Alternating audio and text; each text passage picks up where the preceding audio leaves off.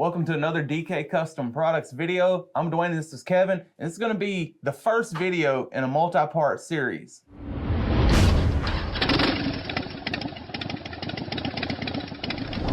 So since DK has gotten into the suspension game, you know, we have our next gen shocks that we developed recently. We get a lot of questions about ride height because, okay, you got a 13-inch shock, but when you set on it, that shock's not 13 inches anymore. There's going to be some sag there.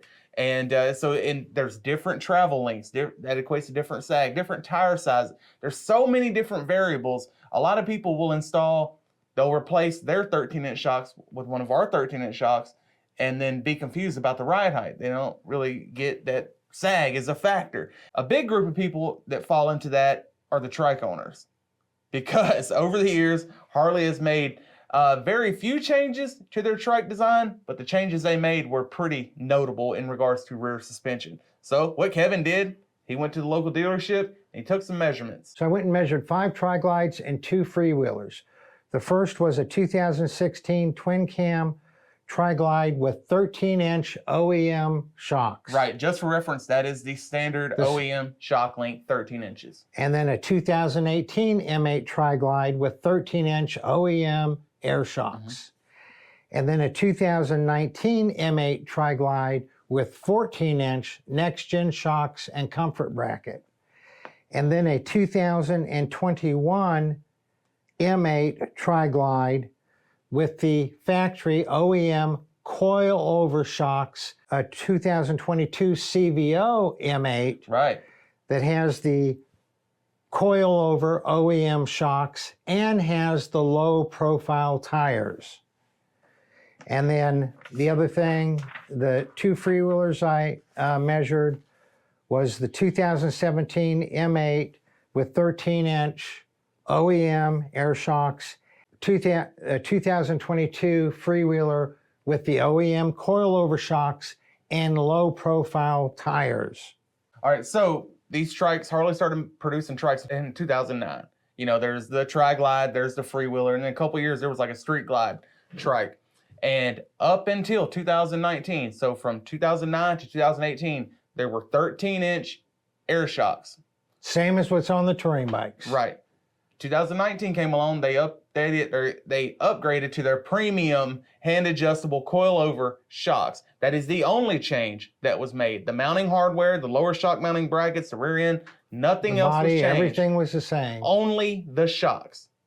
Those shocks are a little firmer, obviously, than air shocks, but that is the only change. So keep that in mind as we proceed with this video. And then the other thing that they did is there were a few years that there was the CVO tri-glide, which has the low-profile tires. Yeah. And now the freewheeler, all the freewheelers have the low-profile tires, and the RG3, which is the RG3 now, freewheeler with the road glide fairing, also has low-profile tires. And so you have people looking at, well, how high is the fender from the ground and how high does the body sit off of the ground. And so what I did is I just went and measured just so that we have a starting point. So going through it very quickly, you can pause it. If I read through here too quickly, you can pause it and look. Right, and I would encourage you guys, like if you have a similar model, take your own measurements and you'll find that it's going to vary. Right. On the tri-glides, I measured from the ground to the bottom of the fender, right and left side, and then from the ground to the bottom of the body, right in the center between the slip-ons. And then I also measured from the ground to the center of the cap, the hub cap that's in the center of the wheel. So you'll see that on the 2016, we measured it with only 15 pounds of air in the air shocks.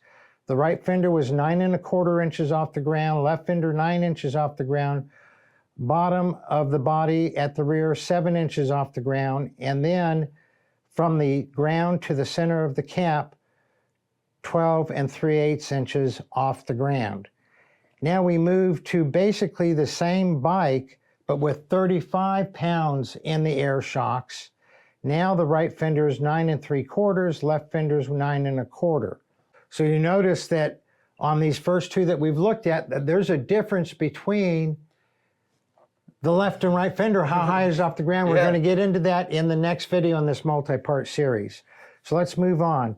Then we have the 2019 M8 with the 14-inch next-gen shocks with the comfort mount.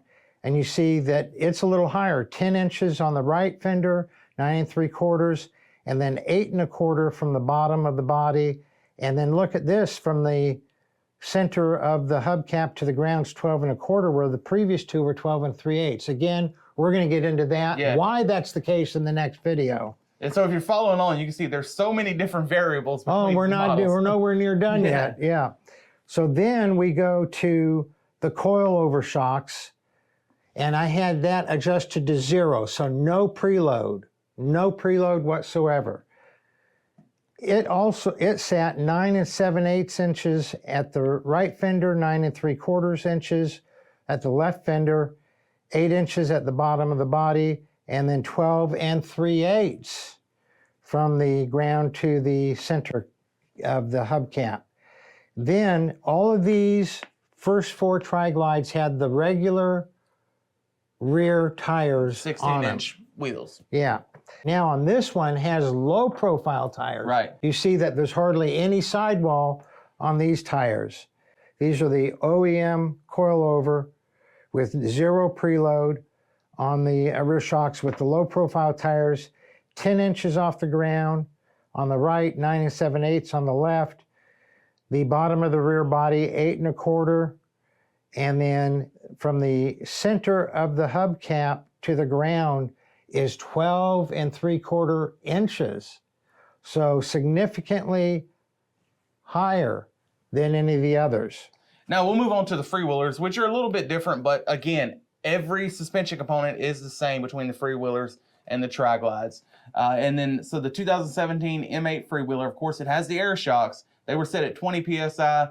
The bottom of the body at the rear was 7 1/4. And then the measurement from the center of the hub down to the ground was 12 3/8. Then we move on to a 2022 M8. They're premium OEM coilovers.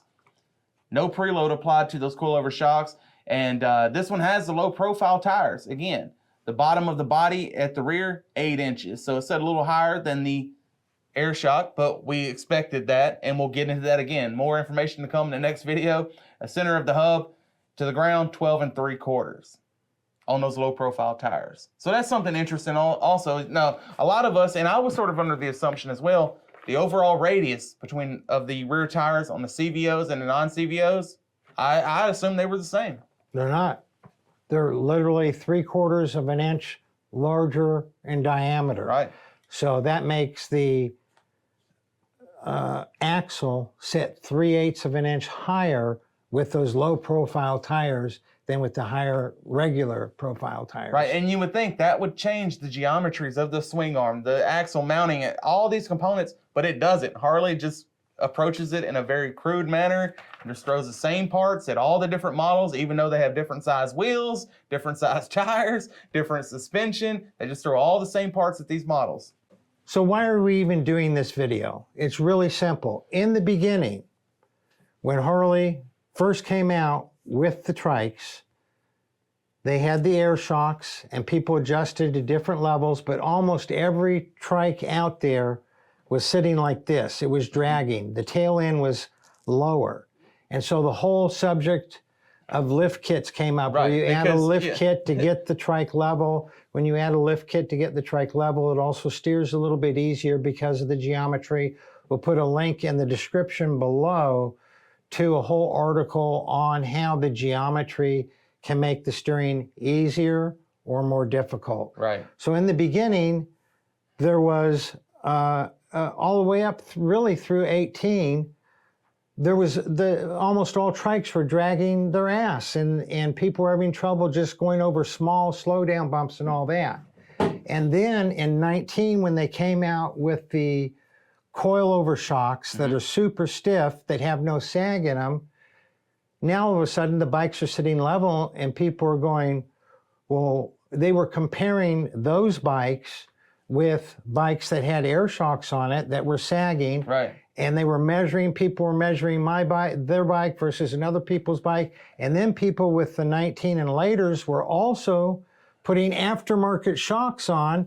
And now all of a sudden their tail end was drooping a little because there was sag. And we've even heard stories of dealerships telling people the rear ends of the 19s were lifted. They already had a lift, which is categorically false. Yeah, and then you have the low profile tires, which make the bike sit higher regardless of what suspension it's on. And then, so there's just so many different variables, and not the least of which is what PSI to run in the tires. And we have a whole video on that up here. And the thing to remember is Harley did not design the Tri-Glide or the Freewheeler. Nope. Lehman Trikes designed it, and Harley bought the design from them. And in fact, the first year or two, the Harley Trikes were built by Lehman before Harley took over the manufacture of it. So that's why we did this.